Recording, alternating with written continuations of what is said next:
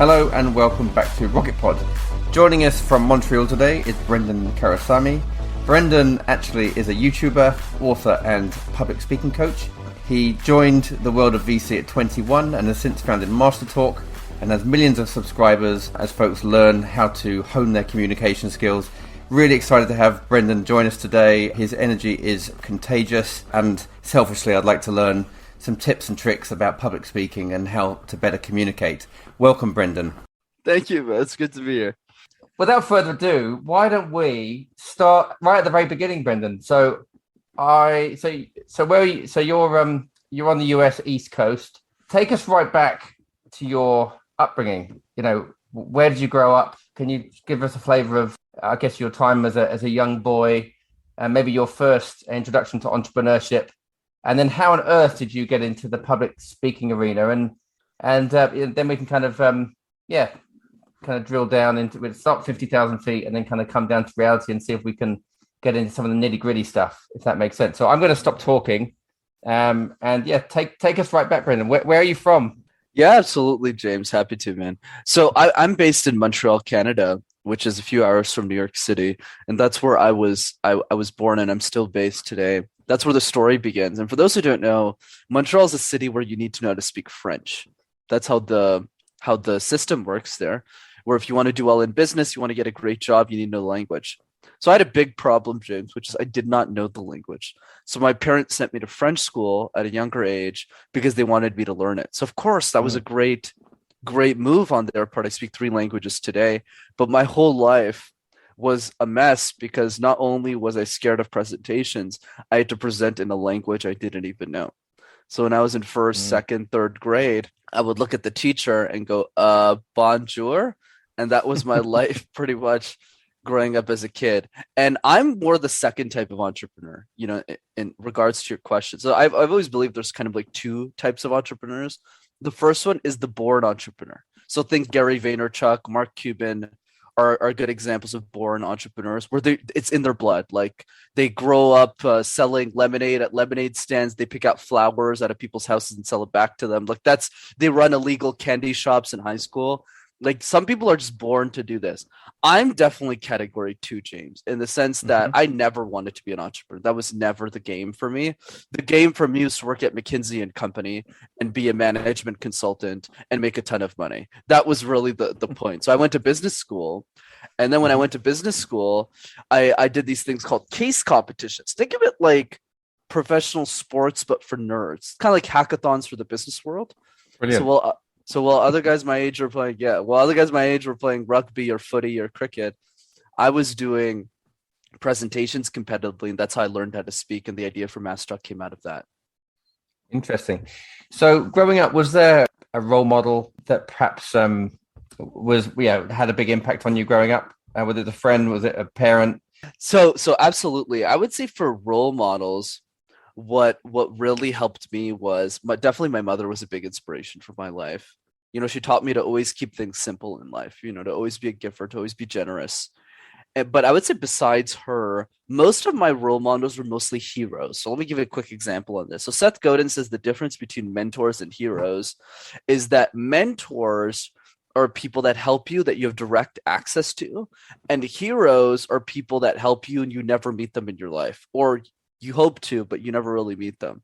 So I've really mostly relied on heroes because I didn't really have that many mentors. You know, I came from a pretty low income family. I didn't really have access to people like you, like to people who are super talented, super ambitious. Like I didn't really have any of that. Both of my parents worked at factories.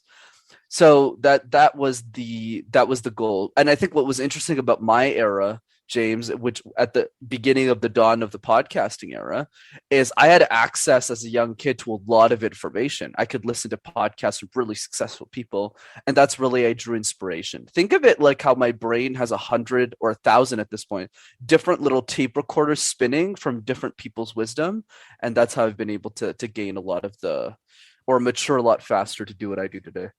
Touch on a really good point, that the heroes and the mentors. So I think for those listeners out there, I mean, I think, it's really good to seek out that wisdom. You know, if you don't have, I guess you to surround yourself with people with different skill sets. But if you don't have anyone within your network, then having a great book or a podcast, that's the next best thing, isn't it? And actually, it makes me so.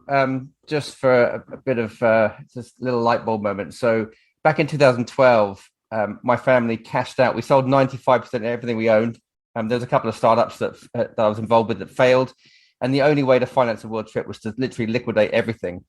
So we sold everything. It was like a fire sale, and we were off the grid for about 18 months. Had three daughters, 5, 7, 9 at the time. Homeschooled them, and we traveled around the world. And actually, we started off traveling across the US. During my time on the road, I was reflecting a lot about the people that had actually made an impact on me or helped me along the way, and I actually came up with a love letter list. It kind of just reminded me, I haven't thought about this for ages. And I wrote a love letter list of people that I wanted to thank. And I'll give you an example. So there was one guy, a pilot that was known to my family. And when I was 10 years old, he said to me, James, you can do anything you put your mind to. And that was a very different message to what I was hearing from my parents. My parents are wonderful people and they loved me very much. But my dad had always said, know your limitations. But out of context, that could be quite crushing potentially for a young person. And I know my dad, he meant, I wasn't a brain surgeon, there was some real wisdom around why he said it. But actually, Bob was the first person that actually said you could do anything you put your mind to. And actually, I went back to him years later and I thanked him. And I said, did you know when I was 10 years old, you said this to me and it stuck with me. But, you can, whether you actually have someone like that in your life, I was fortunate enough to meet him. You can find similar wisdom, in books or podcasts or, if you search for it. So, you generally find what you search for. And as you said, you've got these 100 different tapes spinning in your head. Every person you meet or every resource you have, it just provides a different tool. So just recognize it. Even your friends, some friends are really good to, cry on their shoulder. Other friends might give you really wise advice. And other friends might, inspire you to be an entrepreneur. So anyway, I think just recognizing who these people are and comparison is a thief of joy. You can't compare one to the other so it's just interesting. Anyway, thought I'd share that. Oh yeah, it's an amazing story, man. Thanks for sharing that as well. That was great. It's those little moments, right? You never know. Like for me with my mom, it was this $10 bill I found in front of a bus stop that for me $10 back that was like $10,000. And I told my mom about it. The first thing she asked me was, "Did you take it from somebody else? Are you sure it's not somebody else's $10?"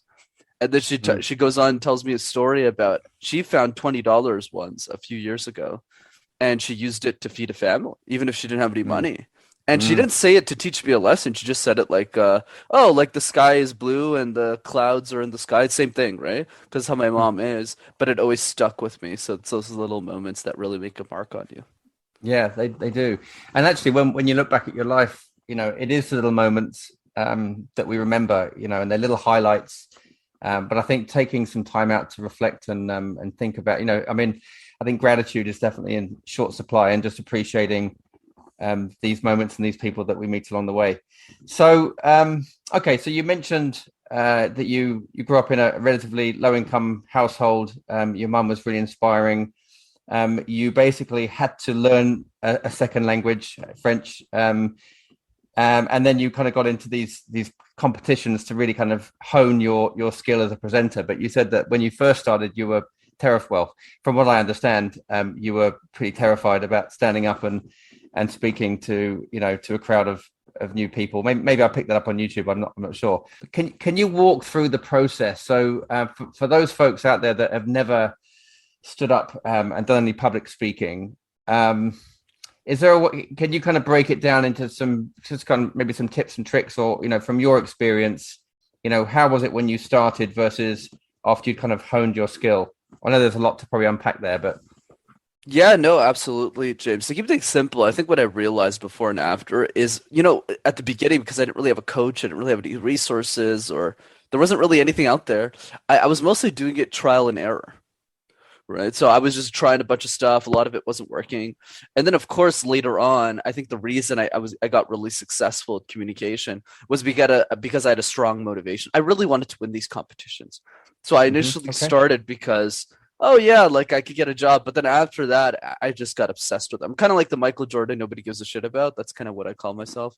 In the sense that Michael Jordan, basketball, people know what that is. He was crazy with his teammates. I was the same way in university, but for a sport that no one really pays much attention to, which is presentations. But to your question about how do you transition from A to B, how do you go from I'm really scared about communication to, oh, I love this. So there's a couple of things. I would say the first thing that people need to start journaling for themselves is the answer to the following question. And the question is very simple, but not easy. How would your life change if you're an exceptional communicator? How would your life change if you were an exceptional communicator?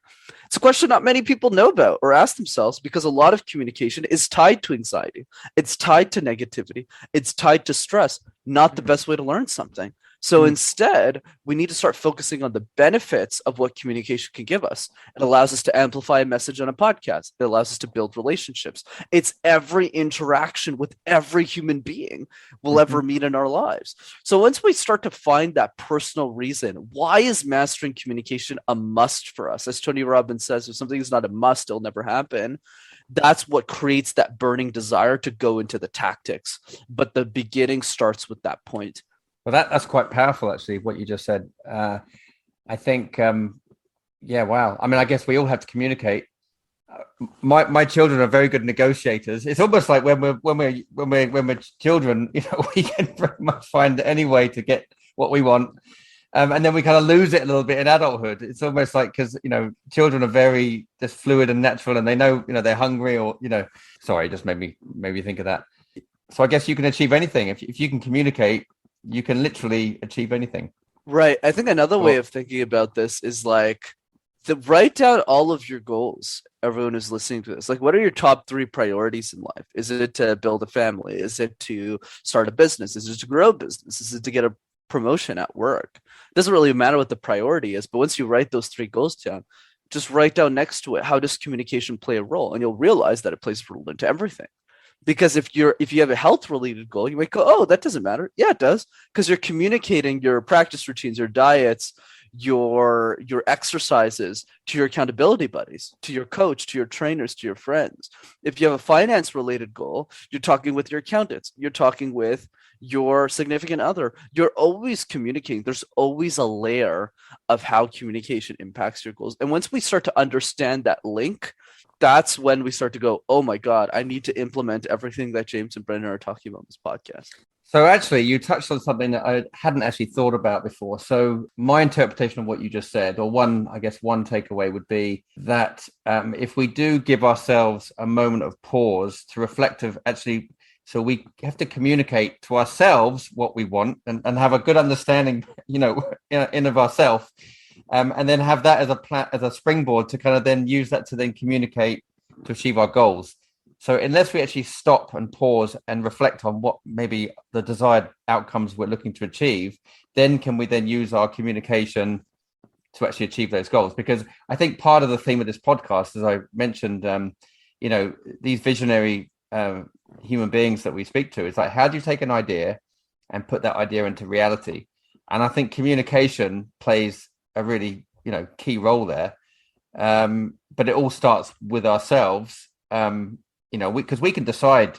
I mean, okay, we are not our thoughts, that's a separate conversation, but actually I do believe that if it's in our mind, then we can do it. And so it's kind of interesting.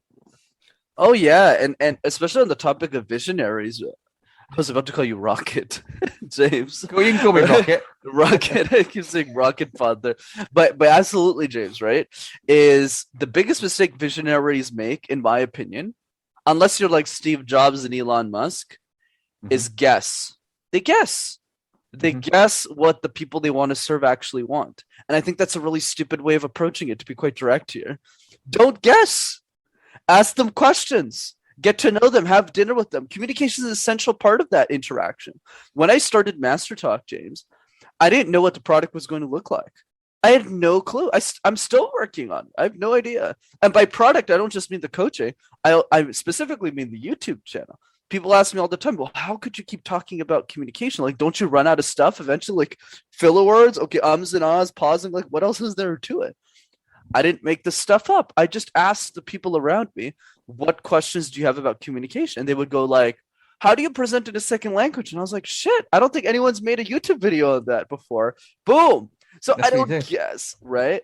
And that's really the key, right? Whether you're building a technology product, whether you're starting a service-based business, whether you're creating a nonprofit, the biggest mistake, especially from a communication perspective, is we guess. Oh, Mhm. what do people want? No, don't guess. Just ask them. Ask the right questions, listen to them, and communicate effectively to make sure you clearly understood them so you can build what they want. Yeah. And actually, I'm guilty as charged. I mean, I read the Lean Startup. I knew I had to ask my customers what they wanted. But then, of course, I introduced things that maybe too soon and learned the hard way and spent a lot of money kind of fixing the problem. But it's so simple, but yet a lot of people overlook it, including myself. But I guess unless you do things, you can't. You do hopefully learn by your mistakes. So ask good questions and you'll get the right answers. Well, you'll get the answers, won't you? Absolutely. It's so simple that nobody does it. That's Alex Hormozy's quote. So what question would you like me to ask you? What question would you like me to ask you? Interesting. I would say in the context of, since you're talking to visionaries, maybe what's my vision for MasterTalk would be a good question. Yeah, fantastic. Okay. So Brenden, what's your vision for MasterTalk? Yeah, absolutely. You're so funny. That's great. You're so funny. So for me, I think what a lot of people misunderstand about my work is they think like I'm just some coaching business that's trying to get clients. I mean, sure, that's part of it. But I would say that the bigger vision to what I'm trying to do, why I quit corporate, why I took half a salary when I made that decision back then, was because I think the next Elon Musk is a 7-year-old girl, James, who can't afford a communication coach. Like, think about it, bro. When Elon Musk was 15 years old, nobody cared about who Elon Musk was. Nobody supported that person. Nobody said, hey, like, you should probably work on your communication skills, when he had time to actually do it. Now he has no time. I'd coach him for free now if he called me, which he won't, obviously, because he doesn't care at this point.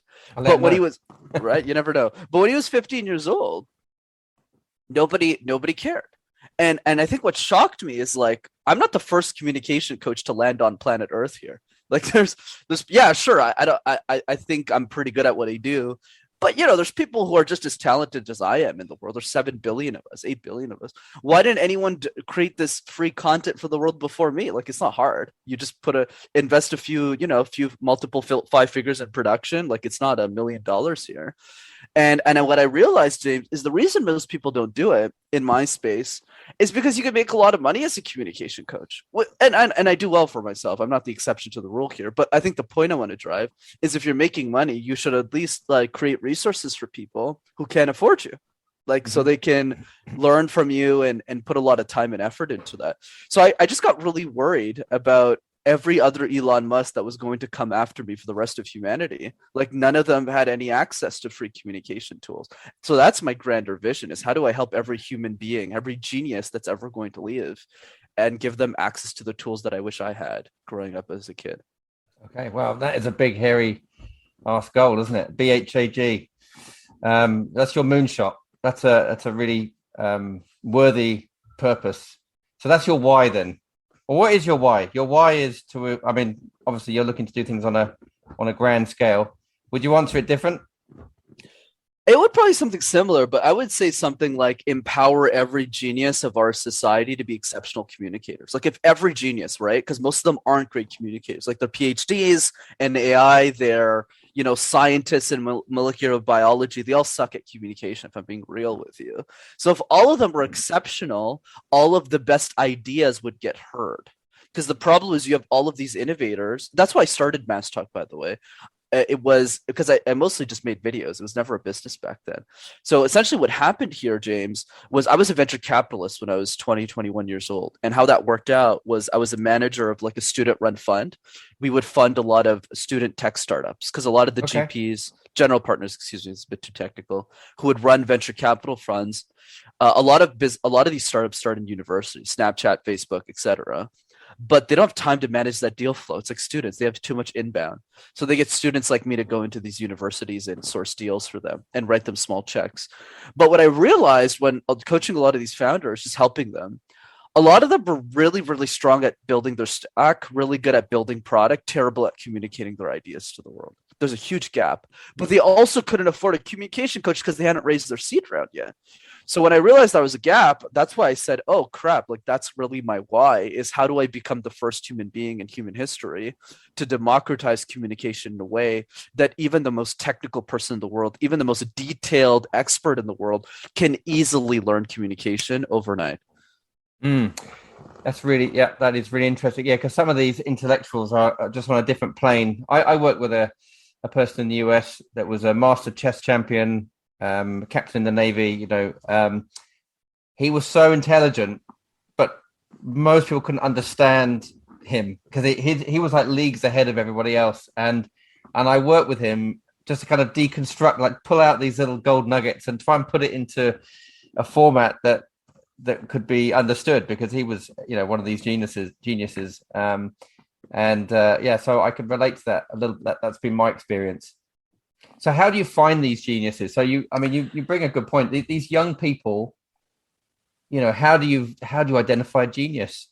And also, I have to ask another question. How do you, for those out there, how did you get to, be writing checks at 21 in the VC world? I mean, I think you touched on it with, it's these university grads that have great ideas, that's quite an achievement in of itself, because we do have a lot of young listeners.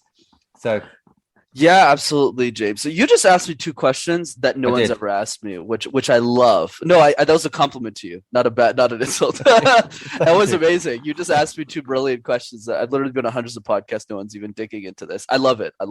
So a couple of things. So the first thing, really quick on the VC point, then let's get to that, because that's the question I asked myself last week, and I'll give you my answer so far, but it's definitely not perfect.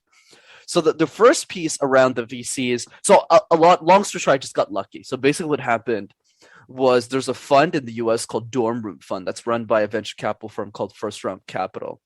And they started this. And the Canadian version of that, a guy named Raphael, he copied what Dorm Room Fund did, but for Canada. But he started in Montreal. And I just happened to live in Montreal, right? So that's how. So I just heard about the opportunity. I just applied for it.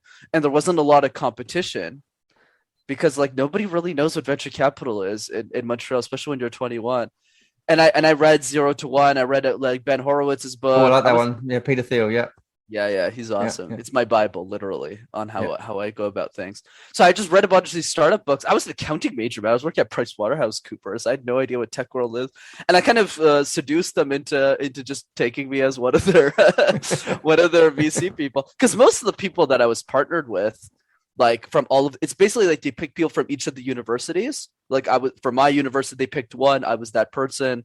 For another school, they would pick, and all of them were like PhDs, masters in neurology, neurobiochemistry, all the crazy stuff. And I was like, shit, how did I get here? Yeah. A lot of these guys are really deep tech. I was like, okay, this is intimidating. But yeah, so that's what happened with that. I just got lucky. And just so people know, this wasn't my personal money here. We were investing out of a fund. So it was like a $600K fund that Real Ventures, an early seed VC fund in Canada, was kind of issuing out of the $30 million Orbit fund. But anyways, it was like a test. It worked. It worked really well, actually. A lot of those startups did well. Yeah, I mean, you're naturally curious, and I think it's really fun wrapping your head around stuff that you've never really been exposed to. So, I mean, I enjoy that myself. But it must have been a really rewarding and fun, intellectually stimulating time in your life, and you did it at 21, which is it's amazing. So I know I asked you another question, but do you believe in luck? Because you've said luck. You probably said it about 4 or 5 times. Because I'm not sure I believe in luck. But do you believe in luck? Because you did mention it. Yeah, I'm definitely a big believer in luck, but in a way that's more palpable than most. So what do I mean by that? So when it comes to luck, I mean, look, there's a lot of things I couldn't control, James, in the sense that I just so happened to be born in Montreal. I start with the Canadian passport. I was the first generation in my entire lineage of Sri Lankan, I guess, boys and gals to be born in a first world country. You can't control that. Another piece is I just so happen to be born in Montreal. I just so happen to go to Concordia, where they have the world's largest case competition program in the world, and that's how I developed my expertise. I learned 30 years of communication knowledge in like 3, because I had presented like 400 times. The reps I could control, but going to that university, I mean, I didn't even know that what case competitions were. So definitely a lot of it's luck, but not all of it is either, right? I obviously work like a dog, like I'm sure you do. So what's the balance? The balance is, and I got this from a book called The Third Door by Alex Benayan. And what Alex said, it's what he basically interviewed a lot of important people. And one guy was like one of the presidents of Microsoft. He's like one of Satya Nadella's right-hand men. For those who know, Satya Nadella is the CEO of Microsoft. And I forgot what his name is, honestly. But he said something so good. He said, luck is like a bus. So when you're at a bus stop, it's always going to come. But if you don't have the money in the pocket, you can't go into the bus and pay the fare. And I love what he said there, because if you're prepared, when luck shows up, you can get into that bus and ride the wave. But if you're not prepared, because we all get lucky in life, there's always lucky moments, lucky breaks. But if we're not prepared for those moments, it's not going to work. And the example that he gave was he was born in like the ruralest parts of China, super poor. But he went to this university. I think he went to Tsinghua. I forgot which one it was. And he was doing a paper on AI and machine learning, and one of the professors from Carnegie Mellon was speaking at his university, but it was raining, so there wasn't a lot of people at that room. And somebody told him, a friend told him about it. He got really lucky, and he just said, oh, let me use that opportunity. So he went to that professor, he talked to them, and that's how he got a full ride scholarship to Carnegie, and it completely changed his life. But here's the punchline that he said in that podcast, James, is if I'd never had that paper written, if I'd never done the research, I wouldn't have impressed that professor. So when luck shows up, you need to be ready for it. So that's my balanced perspective on it. Okay, that's interesting. I hadn't heard that perspective. I think there is a degree, you do, there's a degree of you do make your own luck, and plus you've got to recognize that is a bust. It might be disguised as something else. It's that's interesting. I think this would be a good segue to introduce our sponsor, Flexi. I'd like to take a moment to introduce you to our amazing sponsor, Flexi. These days we have multiple subscriptions, from streaming services to gift boxes and much more. Discover Flexi's unique subscription marketplace, sourced from independent British brands, from organic beauty products, cocktail kits and responsibly sourced coffee to plant-based meals, gift boxes and much more. Whatever your passion, look forward to a regular box of joy delivered straight to your door. All easy to pause, cancel or resume in a tap or two from one single dashboard. So give Flexi a try. It's free to download from the App Store, or head over to www.flexiapp.uk. That's FLEXYAPP.uk. Now back to our guest. So you mentioned Sri Lanka. So Sri Lanka just happens to be one of my favorite places in the world. Really? I probably spent about 3 months there. And actually I bought my wife has a salon sapphire that I actually bought off the guy that cut the stone. It took me about 4 days to buy it, and I kept getting my motorbike and driving off, and finally I did a deal. So did you say you were born there? Is that where you were born? Or you? No, my parents were. My parents Your parents were, okay. Okay, were it Sinhalese or Tamil? Tamil, yeah. Tamil, okay. It's really interesting because every Tamil, on my travels, I love the Tamil people. Sinhalese, I've always, they've got a lovely nature, and but I love Sri Lanka. Have you been back? Have you been? I mean, you obviously weren't there, but I have. But you've definitely been more than I have. The last time I went was 2003 or 4. So I was like 8 years old or something, 9 years old, and I never went back ever since. My mom and my sister are going this year after like 20 years. Because we could finally afford it now that I do well financially. But yeah. So my parents haven't seen, my mom specifically hasn't seen her family in a long time, so she's going this year. Oh, fantastic! Because I went all the way to Trincomalee when the war was going on, and it was just, I mean, I love it. I haven't actually taken my family, but my wife does have a salon sapphire on her. She's got an engagement hand. Obviously, she's married. We're married now too. She's got the wedding ring too. So cool. Well, so you said you're going with your family then? I'm not going with them. I'm going to focus on the business, but they're going. Yeah. Next time. No, special place. Cool. Okay, we've got that in common. It's always good, isn't it? But even what you just said there, James, is such a great example of luck. Like when I messaged you initially, I thought you were just gonna text me back and say, "Oh, this is my thoughts," and that was it. And you said, "Hey, let's grab a coffee." So I was like, "Yeah, sure." And then you get a coffee, and it just so happens that we just clicked, and it's just luck, right? So I think the key is like you got to create that own luck. So sure, part of it is, oh, I went on the testimonial page, I saw your name, and I messaged you, like Simon, Alexander, and all the other guys on the page, and you just so happen to be a really nice guy, right? You can't really control that, but I think it's the key is you got to create your own luck. Yeah, and I think for me, I mean, I'm really motivated to add value. I mean, as an entrepreneur, um, I'd like to leave the world in a better place than I found it. And I think when you meet like-minded people, you can always tell, I think, in a split second, even the choices of words. And again, it comes back to communication, doesn't it? Whether you feel you can actually do something valuable.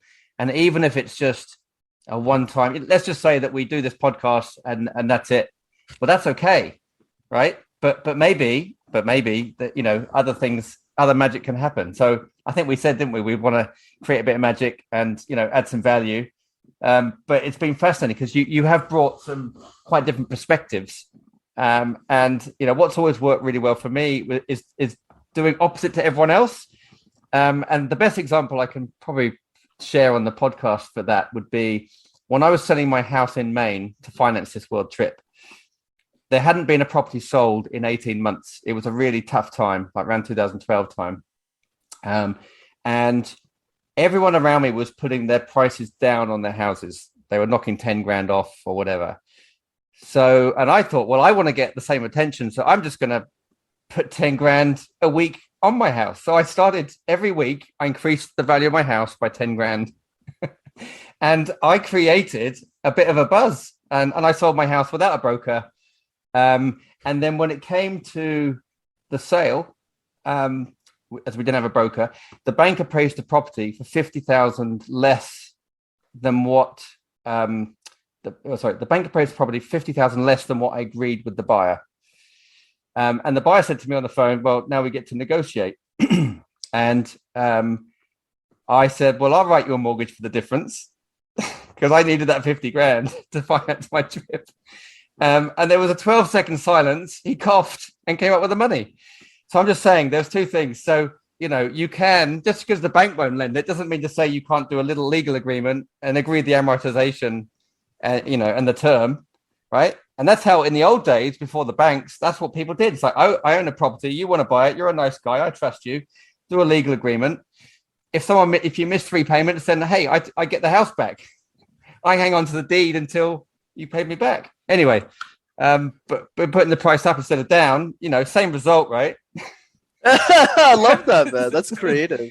Yeah. So, but a lot of the things you've said of, your view on luck, I know you picked it up from that author. But again, it's what sticks, isn't it? Because we can all read great stuff, but it's almost like when you read a book, a non-fiction book, whether it's business book or self-help book or whatever it is, there's little gold nuggets you can take out to say, I reject 90% of what this person's saying, or I already know it, but actually I'll take that one, and then that's kind of mirrored to the value, your core values as a human, and how you like to conduct your life. So actually, it's just it's filling up these little gaps, isn't it? And that's the 100 wheels that are going around in your head. It comes down to that. These are the keepers, right? Oh yeah. And then we need to kind of throw away the things that are no longer relevant in our lives. So actually, on that subject, is there anything that you've learned in the last 5 years that you knew to be true before, but you've now rejected and you've replaced it with something new when it comes to communication? Oh, when it comes to communication. Oh, that's interesting. So 2 parts to that. The first part was what you said earlier around rejecting information. There's a great quote by Patrick Collison, the CEO and founder of Stripe. And he said this so well. He says the best founders, and I don't just mean founders of companies. He meant it in that context. I mean it more in the context of founders of our life, like every human being, is that the best founders listen to everyone and ignore everyone all at the same time. So what does that mean? That means they listen to everyone's perspective and then ignore everyone's perspective and just follow their own. kind of unique way of seeing life after listening to every idea in the book. And I think that's such a beautiful way of living life. To your point, it's not about agreeing with someone 100%. It's about rejecting, I would even argue 99%, but taking 2 of the 3 nuggets from each of these human beings and then just plastering it all together in your own life and vision. So love that. And the other piece, what are some of the things that I used to believe about communication that are no longer true? I would say a big piece, like a big overarching theme, is I always thought my key outcome was to teach people communication. Okay, this is how you get rid of filler words, James. This is how you smile more. This is how you give eye contact. And that's true. And a lot of communication coaches still believe that. I actually don't think that's the key outcome. The most important outcome is to convince people that it's worth their time and that they should even do it in the first place. So my keynotes drastically changed from, hey guys, I'm going to share like 5 tips today, versus I'm going to explain why every single person in this room right now isn't going to work on their communication. Right. So it's a completely different lens. So okay. I'm a lot more mindset, even if all of the practical tips are available on my channel, I share all of that for free. It's all there. I realized that the number one problem had nothing to do with tactics. It had everything to do with religion. Like people were not implementing or being convinced that it was worth their time. Like, let's say business owners.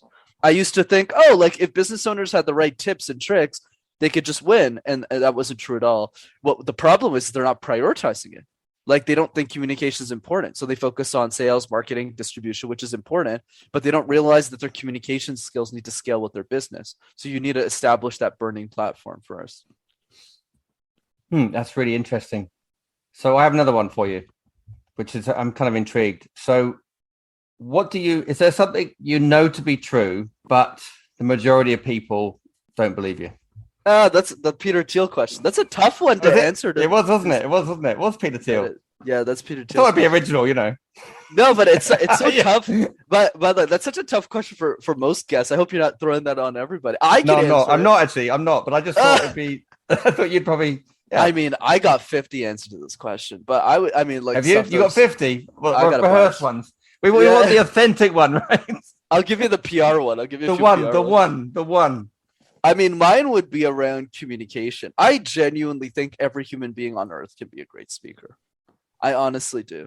I just think the reason that isn't the case is because of the manual of communication hasn't been properly established yet.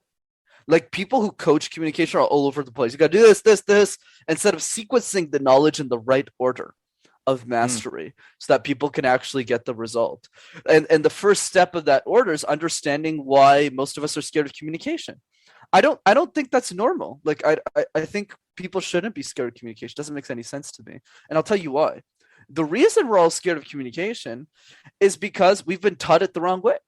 Like when you're in school, this is where we give most of our presentations, right? High school, elementary school, right? Whether you live in London, whether you live in Johannesburg in South Africa, whether you live in Montreal, you start there. But there's a problem, James. 3 problems. All those presentations are mandatory. You don't wake up one morning and say, "What's up, James? You want to like get breakfast and present all day?" Nobody says that. The second problem is all those presentations are different. So when you're a student juggling presentations, you're not just focused on one for the year. You're focused on like 8 per semester. You got gym, you got sciences, you got math, you got English. You're like, why do I have a presentation in gym? It doesn't make any sense. So it's super stressful, and students are pushed into these situations where their goal is to survive, not do well in presentations. And then the third problem, all those presentations are tied to a punishment. So it's not, hey, James, what do you want to talk about? Oh, it's okay if you don't do a good job. We're still going to clap for you. That's how the education system works. If you don't do a good job, you get punished for it. So yeah, is it normal that we're all scared shitless of communication? Obviously, if all the presentations are mandatory, all the presentations are different, and all of them are tied to a punishment, what other outcome could we expect? So yeah, that would be my answer to your question. Okay, interesting. So do you think I wonder whether personality also has a pretty big play into this, and I'll give you some context. So I try to explain. I've got a bit of ADHD thing going on. Actually, I kind of use it to my advantage, or I think I do. But sometimes it's like 26 TVs going off in my head at the same time, and which TV do I want to watch? And I know I think it's becoming more and more common. And actually, my daughter, who's 18, is she also suffers a little bit from it, and she explained that if she was to visualize a book, a closed book, it would keep opening, and if she was to visualize sheep jumping over a fence to try and get to sleep, they'd be like scurrying underneath it, they'd be flying up to the moon on rockets, they were doing everything but jumping over the fence, and it's really strange. So one-on-one, I'm reasonably good, but if I'm in a room, I'm very distracted. And a lot of it is focus and that preparation piece that you talked about when it comes to opportunity. I mean, I don't know, what is it? Piss poor preparation equals piss poor performance. But I just wondered. But my middle daughter Penelope, who's more introverted, she's still got an American accent, and she's lived in the UK for half her life, so she's 16. So she's lived here for 8 years.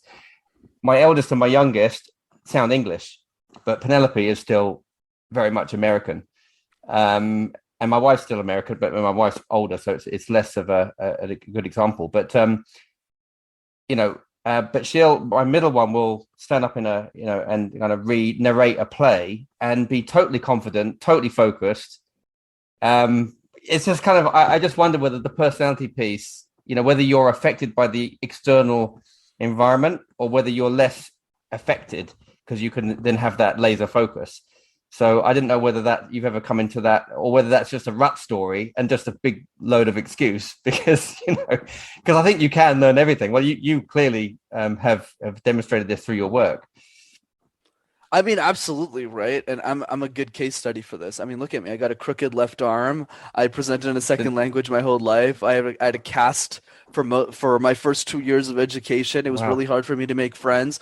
I definitely think if I could do it, anyone can. In the context of your question, though, there's definitely different approaches to different personalities, but the rationale is the same, because I've worked with all of them. Yeah, I think the only ones I've had challenge getting them results, but I still ended up getting them anyways, is people with speech impediments.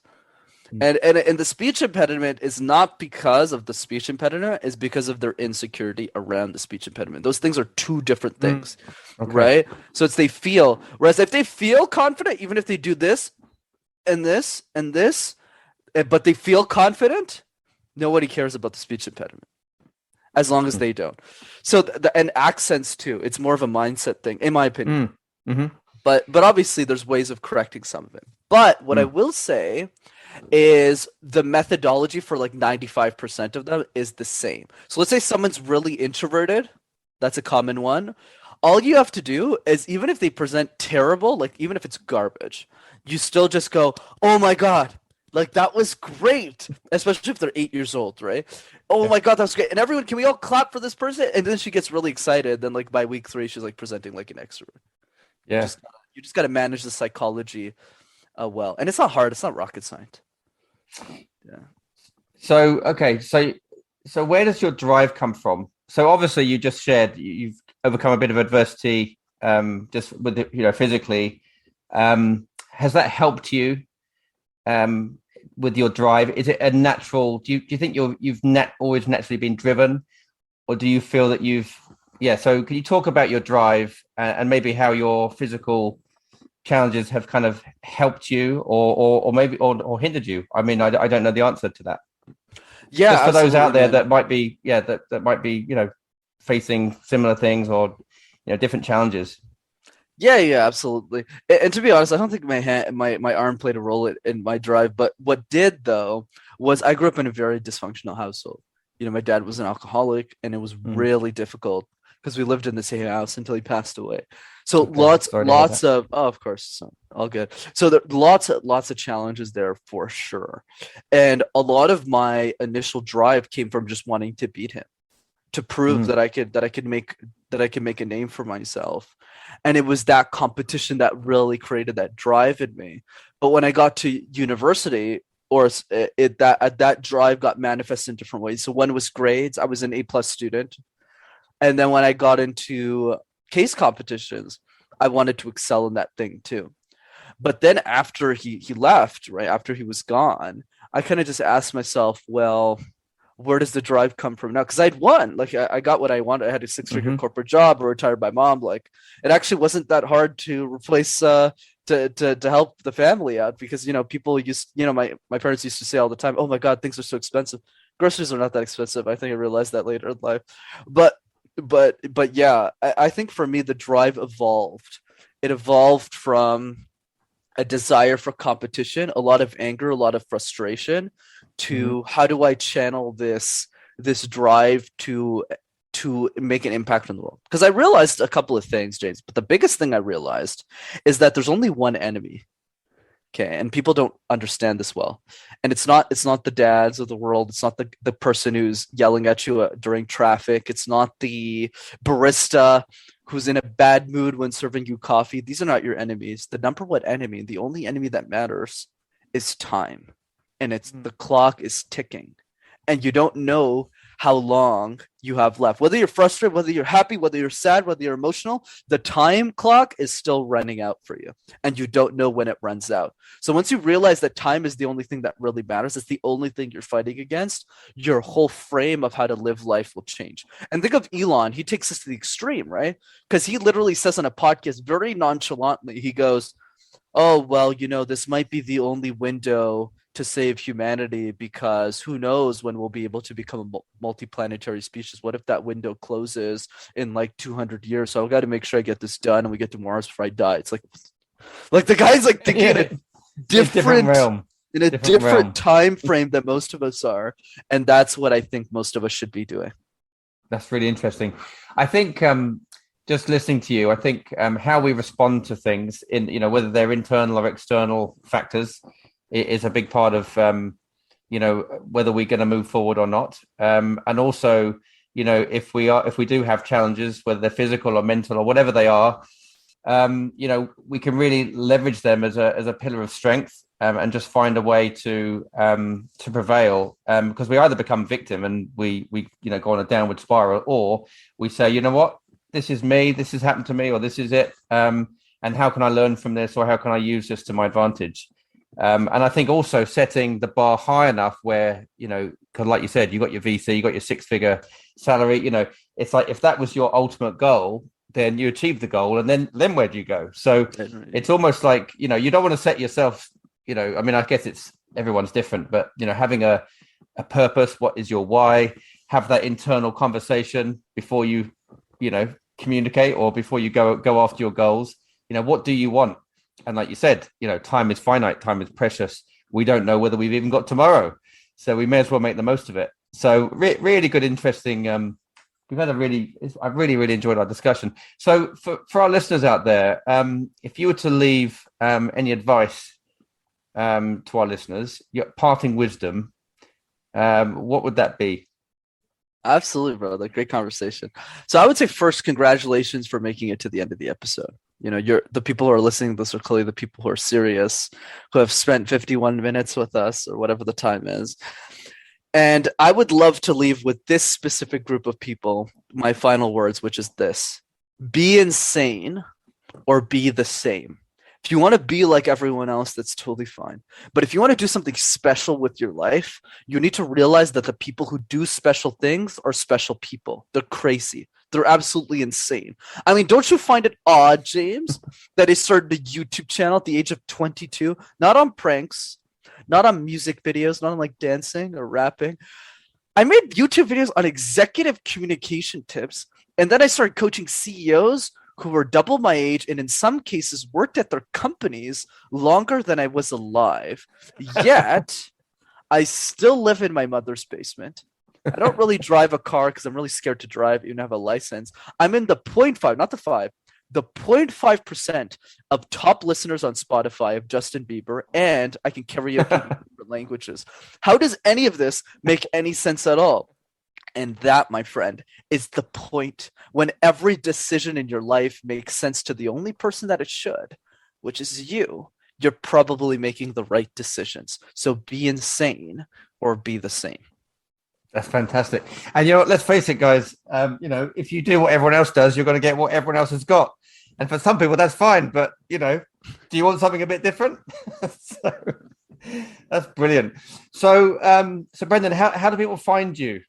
So, yeah, how do people find you that want to get in touch, or can you kind of give some some social handles, or how do they find you? Yeah, this one they'll probably find me on Mars with Elon Musk or something. But so yeah, man, two easy ways. So the first one is MasterTalk. Go on YouTube, type MasterTalk. In one word, you'll have access to hundreds of free videos. And the second way to stay in touch is for those who are interested in coaching, come to one of my free trainings over Zoom. It's not a recorded webinar. It's live. It's fun. I'm coaching people for free on the call. And if you want to register for that, that's rockstarcommunicator.com. Fantastic. That's brilliant. And if you were to meet someone for coffee, I probably know the answer to this.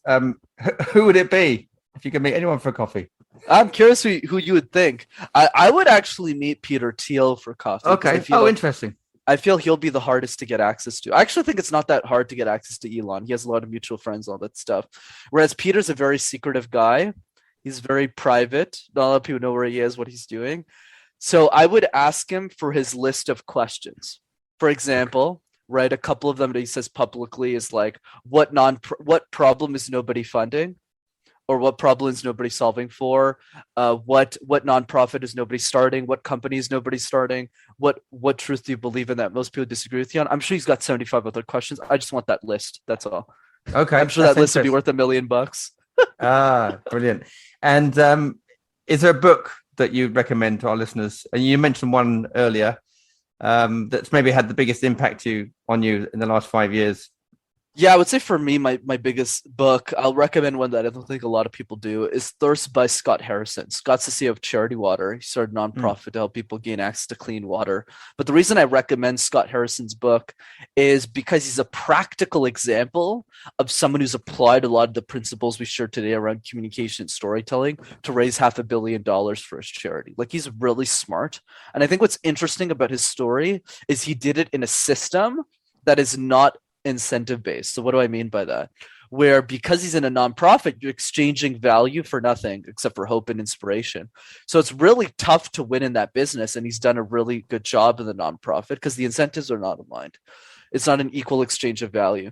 Whereas if we can learn a lot of the principles that he's done, because he's built the Nike brand on a shoestring budget, is imagine what we could do with our missions and with our dreams for our lives. That's why I highly recommend the book. It's really inspiring. And there's a quote I can leave you with.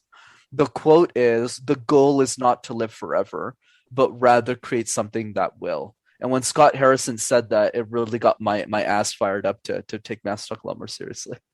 Fantastic. And who should we have on next? Who should we have on next? I mean, I wish I had an intro for you, but probably Scott Harrison. I think he'd be great. Or Peter Thiel. Do you know him?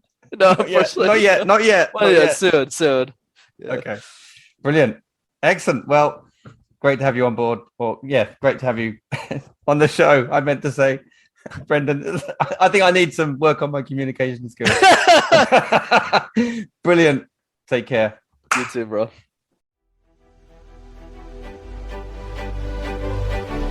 Thank you for listening to today's episode of Rocket Pod. When you get a moment, we'd love it if you could jump over to Apple Podcasts and Spotify and leave a quick review. We love all your messages. It helps us get exposure to inspire and share more stories like this one with you, our listeners, and of course guide us to make sure that the content and the people that we interview, our guests, are kind of on point with what you want.